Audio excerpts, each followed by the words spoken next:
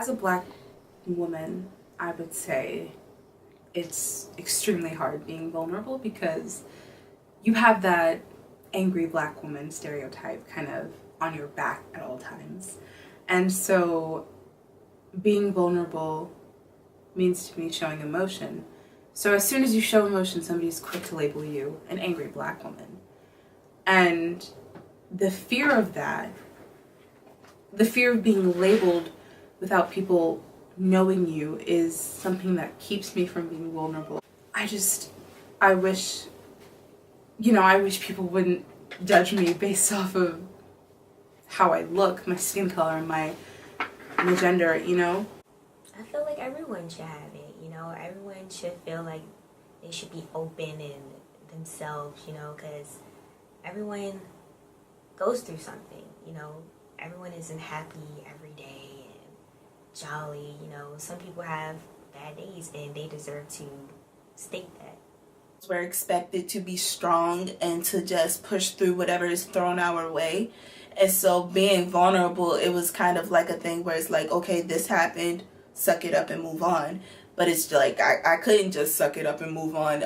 Like, clearly that wasn't healthy for me, and it wasn't beneficial. So I didn't feel like I had the space to do that. I felt like whenever I did try to be vulnerable, it was ignored or dismissed. I was belittled, people didn't take me seriously. And I feel like it is a big testament to the strong Black woman trope that, you have to be strong. And so vulnerability was like, I knew it was a thing, but I also knew that it was a thing that I kind of had to tuck away.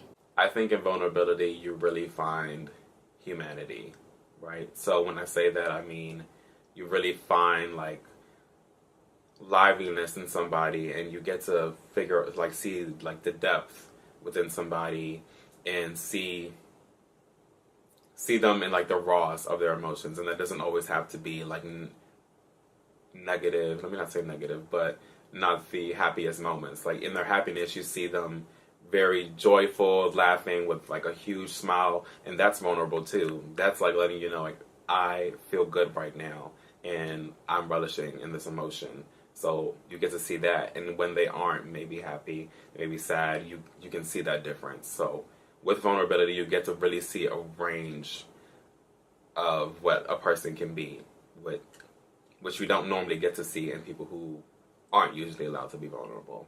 I used to live in the South, specifically Tennessee, and in my neighborhood, my family and I were one of the first Black families to move in.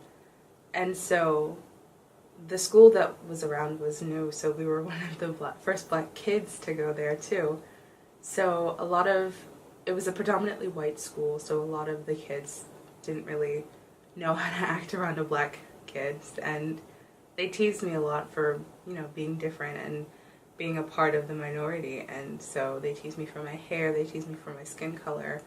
And when I was confronting them about this, and, when I told white teachers that I was being bullied, I was never taken serious.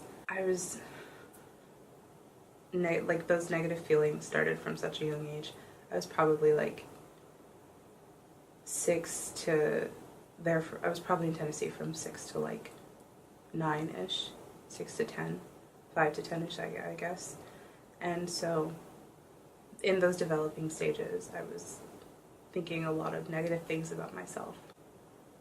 I remember my mom used to always sit me down and braid my hair, so it was, kind of kept into one place, and not going around all like wild and everything. But I remember one day I was tired of having braids in, and I had a headache from my braids and I just wanted to let them out, so I did. And I went to the bathroom and I took my braids out, and I went out into my class sporting my natural hair, and a lot of people looked at me really weirdly, and I was getting some glares, and I came home and my mom had told me that the principal had called her and told her that my hair has been a disturbance today at school. And after that, I just internalized that and believed that my hair was a disturbance, and, you know, let my mom braid my hair until I got to an age where I could actually reflect on how damaging that was. My mother has told me not to be emotionally vulnerable. I don't think it's for like a negative reason. I just, growing up, I did know that it was harmful, and I didn't understand why she told me not to express how I felt fully. But now that I'm older, I realize that she did it because there's a lot of evil in the world, and by being so emotionally vulnerable,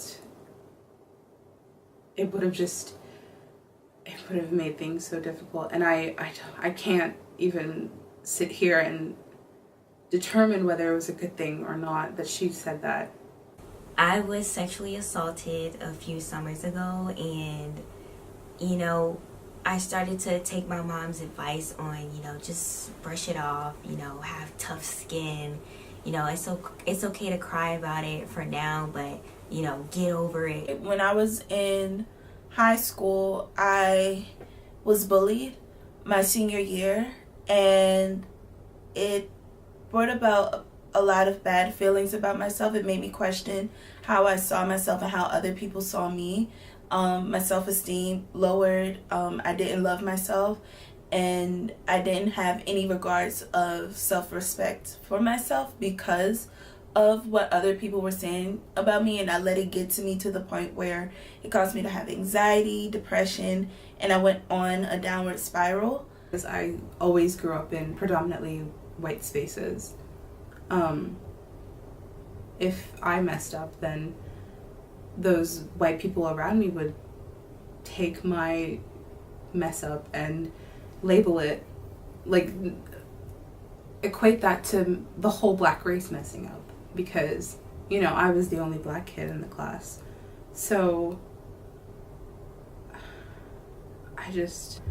I always thought that it was extremely important for me to be at the top of my class, at the top of my game, at the top of everything, and always just like kind of push whatever trauma, whatever emotions I had to the side, because that's not what matters right now. That what matters is always being at the top, always being at my best, and that was never healthy for me. And I realize that now, but I really wish I had realized that sooner. I was alone one day, and I realized that I have to tell someone about this because it's bothering me, and I feel like if I talk to a therapist or someone of that sort and be just really open and vulnerable, that I would feel a lot better, you know. And once I took that first step of vulnerability by talking to a therapist, I felt so much better. Like, I didn't feel ashamed, or, you know, I didn't feel like the assault was my fault. And overall, I just felt refreshed. So that was the first time I, you know, really came eye to eye with what vulnerability was.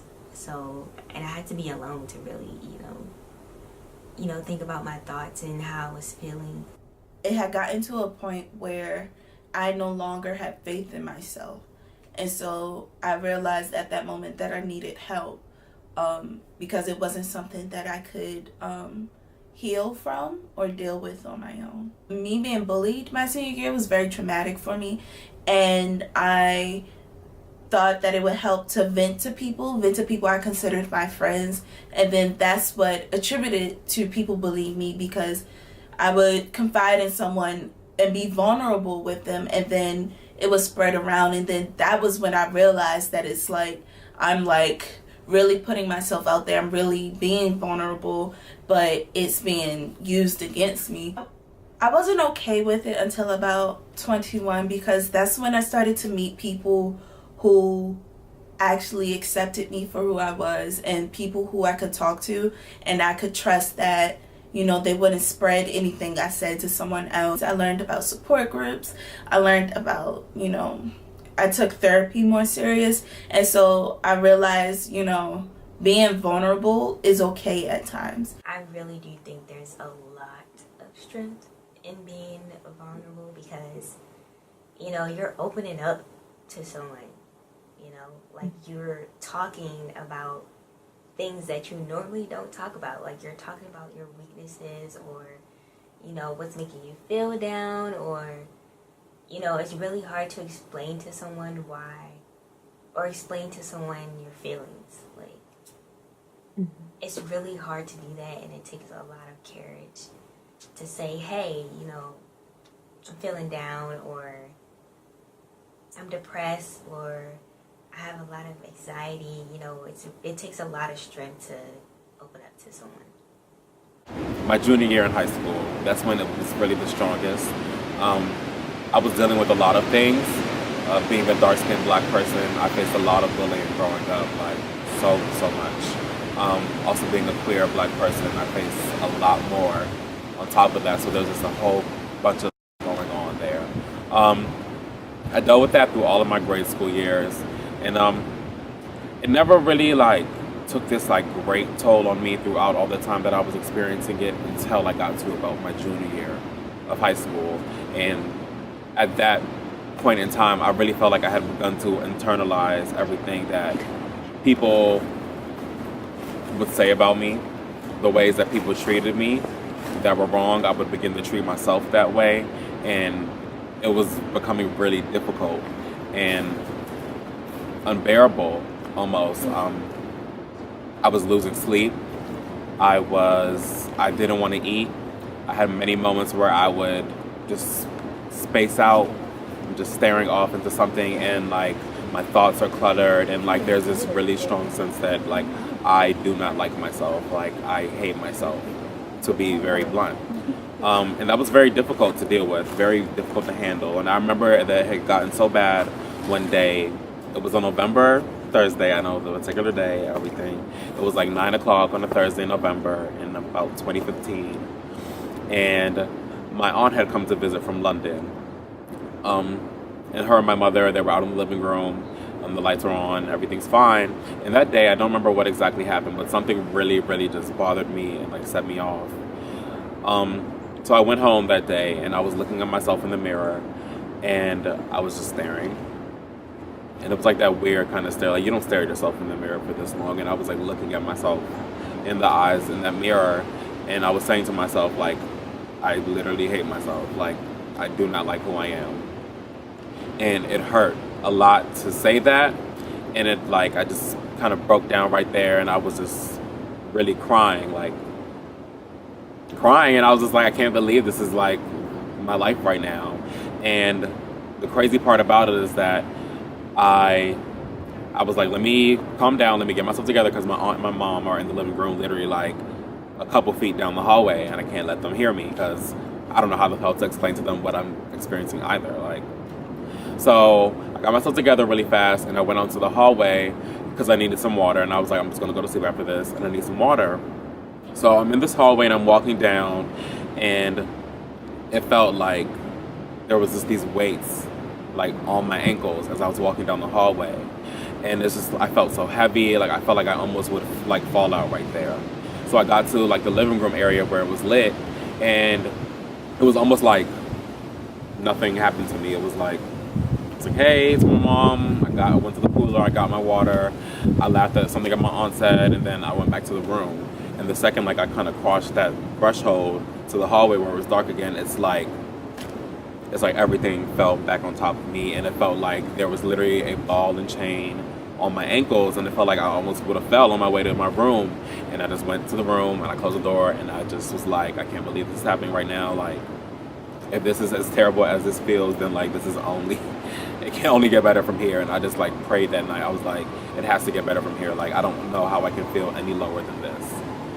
As a black person, we are certainly not allowed to be vulnerable. Historically, the humanity of black people has been stripped from them. It has not been granted to them. We are not given the humanity. We weren't given the humanity in slavery. We weren't given the humanity during trying to gain rights in America. And we're not given the humanity in situations where our emotions are going to show. And the only emotions that we are allowed to show or that are like normal for black people is anger. It's just anger. That's about it. We aren't allowed to have to want to cry. We aren't allowed to share how bad something pains us because we aren't heard often in society. And I feel like it's so important as a black person to understand vulnerability and validate your vulnerability because the rest of the world doesn't.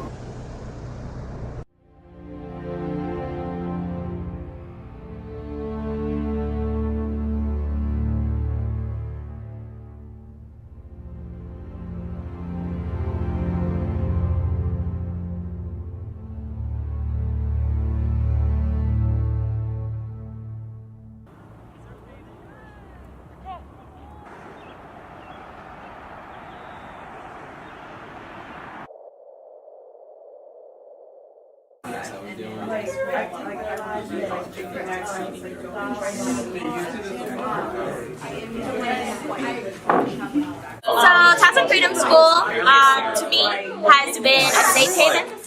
It's where I went when I was kind of lost in college and I needed a family and I needed to educate myself on really important topics that influence and impact the black community.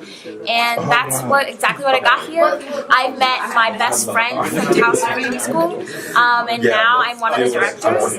And it's literally the space where I can go and it's the highlight of my week and I can really say, wow, Towson Freedom School's always got my back. And that's why I feel.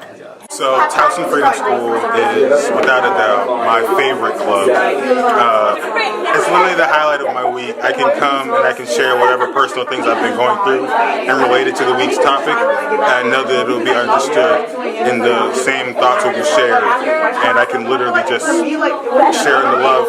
I remember my first meeting, I was welcomed with such love and such openness that I was like, I gotta keep going, I gotta keep coming back. And there's no other club that is able to create such a great space for black people, especially queer black people, you know, to the gays out there, you know what I'm saying? Like, yo, we accept it here. Come on, come out, especially the bisexuals. Come on. Towson Freedom School is like the best club on campus. Every time I come here, I'm just like, oh, black people loving each other because I feel like this is the only place on campus where I'm just like, I can like talk or just listen to other black people like talk about their issues and actually feel like it's an open space, not like other clubs that say they're open but not really. So, yeah. What I love about Towson Freedom School is that we have these intellectual conversations that you don't necessarily have, like imperialism, capitalism, womanism, and all that good jazz. It's a group of smart people, smart black people, and it's nothing that is another safer space than here.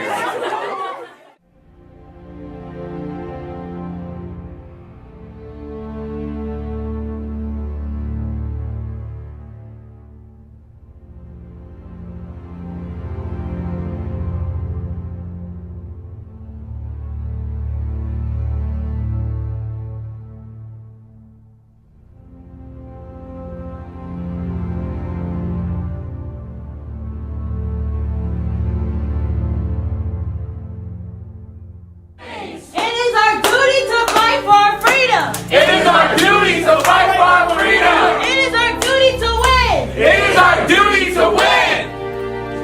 We must love and support each other. We must love and support each other. We have nothing to lose but our chains. We have nothing to lose but our chains. We have nothing to lose but our chains. We have nothing to lose but our chains. We have nothing to lose but our chains. We have nothing to lose but our chains.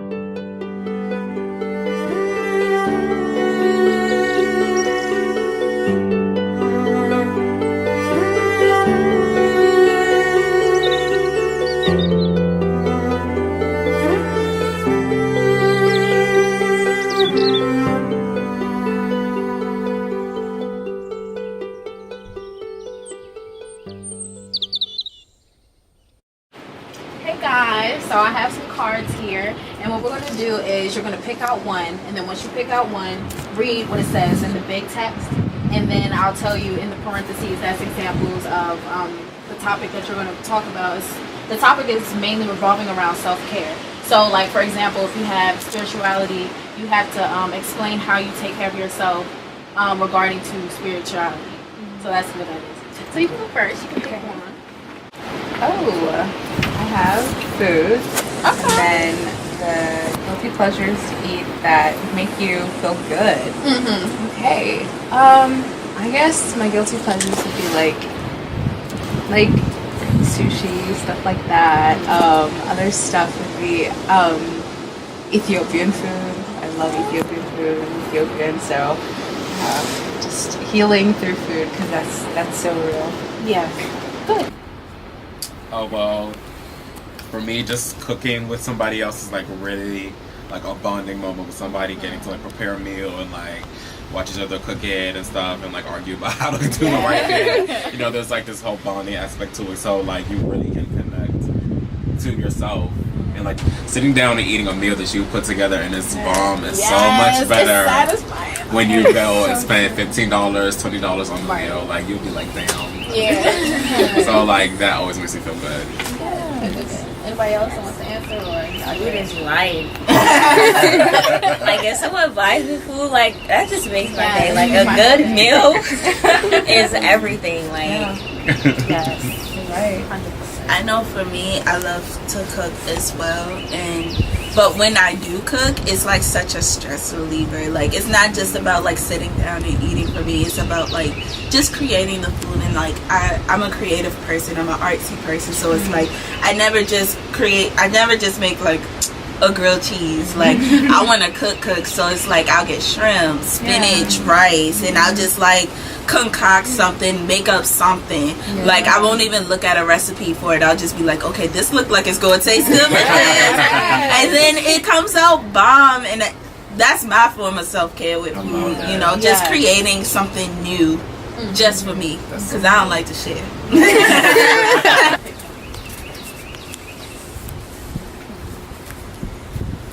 Okay, so I got social, just hanging out with friends, family. Okay, socially, well, one of the like greatest social experiences I get every week is going to Towson Freedom School. This is a space for Black students to talk about Black issues and our Black futures, all these great things.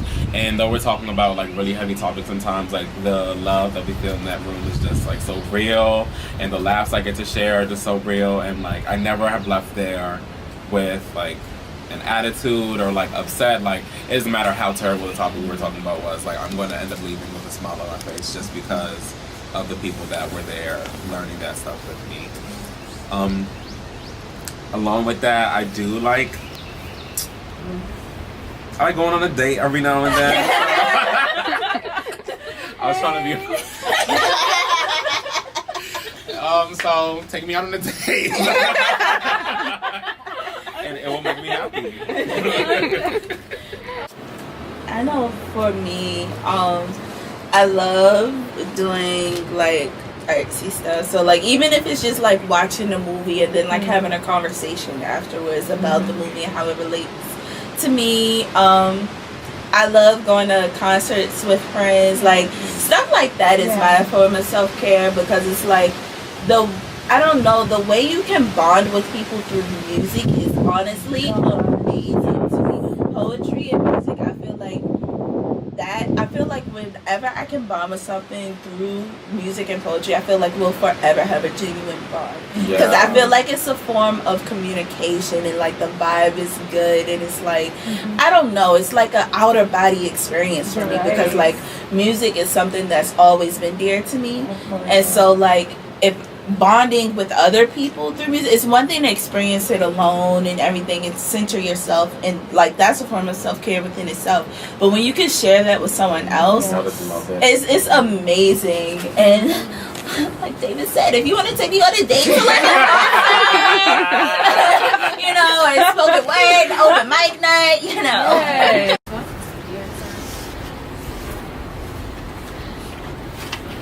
got mental, read, listen, music. I listen to music more than I listen to people. Like, music is just everything. Like, I can be in like the worst mood and I'll just listen to music. I'm an old head, so like Earth, Wind and Fire, Marvin Gaye, especially Donny Hathaway. Like, Yes. I love him. Like, especially if I'm having boy problems. Like, yes. I'm just like I have an old soul. So, but I also listen to her. I listen to her a lot. Like, I love her. But yeah, like when I'm walking, like when I walk here, I was listening to music. Like, it just puts me in a mood. Like, especially when I'm doing my makeup. Yeah. Like, music is just everything. So I totally agree with that. Music can like express feelings, express emotions in ways that I could like only dream of. And like sometimes when you have that right like song or right artist or right album, and it feels like every single time you listen to it, it's like the first time. That is so like that is one of the best feelings that I've ever felt in my entire life. Music is just so powerful, and that it's so healing too. Music is definitely healing, and I know when I was younger I used to feel embarrassed because growing up in the inner city, going to school with predominantly black people, like if you listen to any kind of music outside of black artists, people just assumed everything about you. And it's like my music library ranges from Future to Shawn Mendes, like, you know, turning up, or just want to sit in my bed and listen to like her or Summer Walker or SZA. You know, my music ranges, my music preference ranges. But like I used to be embarrassed to share a lot of that. But then the older I got and the more in touch with music I got, it's like music is the one thing you can have where no one can judge you. like, I'm a thinker more than a talker. So I like to listen to like motivational stuff, especially on YouTube. Like, I don't even have a TV. Like, I don't watch TV. Like, I watch YouTube, and I like to look at motivational videos, you know, and stuff like that. So, yeah. Physical exercise, sleep, etc. For me, physical dance. Honestly, dance is my passion, it's my life, and that is like my physical self-care. Like, I could be having the worst day, but if I throw on some music and just like, I've choreographed so many dances in my room that people have never seen, just because it's like, it's my happy place. It helps center me, and it's also, not only does it make me happy, it's also a way to stay active. Teach me how to dance. So I can't dance. No, really. I would say working out, honestly. Like, working out for me is definitely a big way to, you know, relieve stress. And it doesn't always have to be, like you said, like a really like strenuous gym routine. It like, I do yoga sometimes, I do Zumba sometimes, I do cycling, or sometimes I'll do cardio, and like just whatever I'm feeling. And that's the great thing about it, is that it's so like, it's so diverse, and you can do whatever you're feeling, and then at the end you had this energy boost. And honestly, I remember when I first started like going back to the gym, I just, like, you know, the first couple days are hard. Like, of course you get like so sore and everything, and then like once you get into your routine, you got it. And then like you just get like a lot. It's fulfilling. It's really fulfilling. So working out. And you find yourself like wanting to go. Like, you'll be like, damn, I didn't go today. Like, you'll be like, I need to go. All right. It was a free card, and it's talking about spirituality. Examples are prayer, meditation, etc. For me, prayer, it goes a long way. I make sure I pray every night. Like, anything I'm going through, any hardships, and a lot of people, like, they pray like when they're going through hard times. But it's like, even through the good times, that's when you should still pray and uplift yourself and know the reason why you're here, and, you know, really appreciate your being. Another thing is meditation. I didn't do it a lot, but my sister, she introduced me to meditation, like, where it's like you really get into a space where like you have a peace of mind and put all of your internal issues out there in front of you, whether it's something that you're going through or like, you know, you have an exam and it's like you ain't really studied for it, but like, you know, you need some uplifting something. But yeah, you put all your problems out there and then you kind of just internalize it and know that like it's out here, so I leave it. Well, for me, I'm a Christian, but I'm not overly religious. I'm more spiritual. Yeah. Like, Got you. But it's like I put it out there, and it's like, you know, I mean, you can't control everything that's around you, and sometimes you really just have to go with the universe and really go with the flow and just live life. Like if you just kind of all rigid all the time, like I don't know how this gonna happen, but it's like sometimes you really just gotta let go and let God. But yeah, that's what I do for spirituality. I think a lot of the times we struggle, well, let me say it myself, we struggle with defining spirituality, what exactly it is, because sometimes the lines are kind of blurred with like being religious and being spiritual, because they kind of go hand in hand, but let's say you aren't religious at all.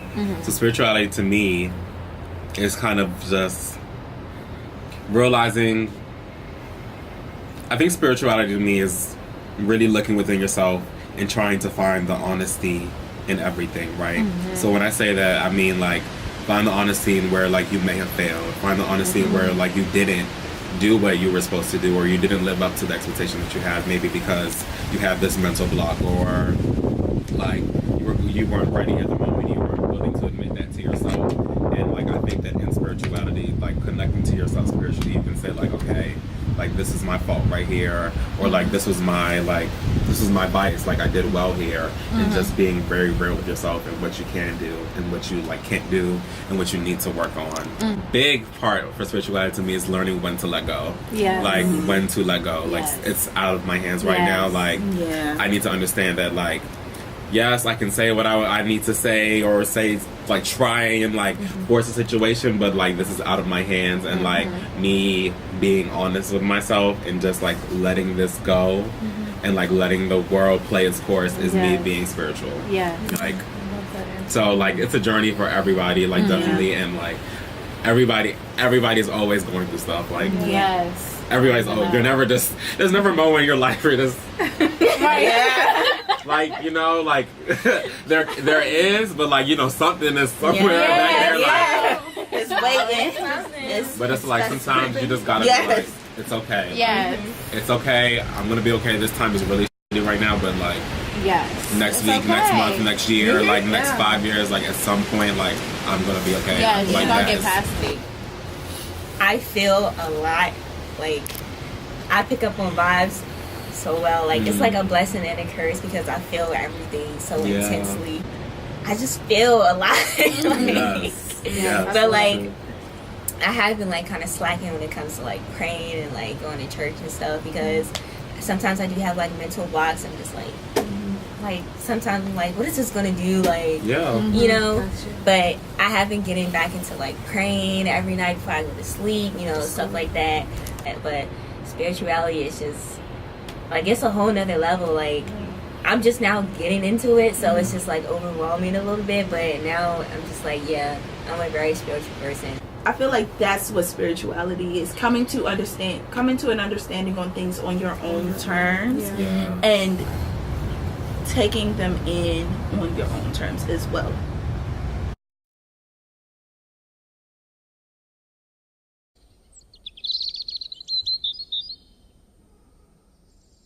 When you do allow yourself to experience vulnerability, you should be able to show to the world that you have emotion, that you have grief, you have hurt. You're suppressing a part of yourself that should be flourishing. We're all human.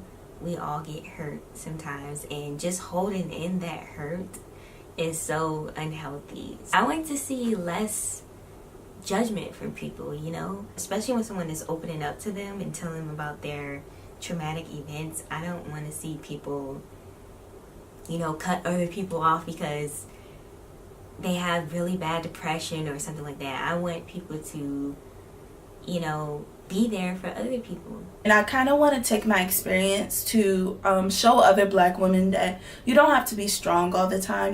You can be vulnerable, and it's okay to be vulnerable. It's okay to share your story. It's okay to have fear that sharing your story will come back to bite you, because everyone has that fear, but it's okay. It's okay to do that. And I kind of want to advocate that and teach people, especially young Black girls in high school and in college, that, you know, you shouldn't close yourself off, even if you feel like it's the best thing to do.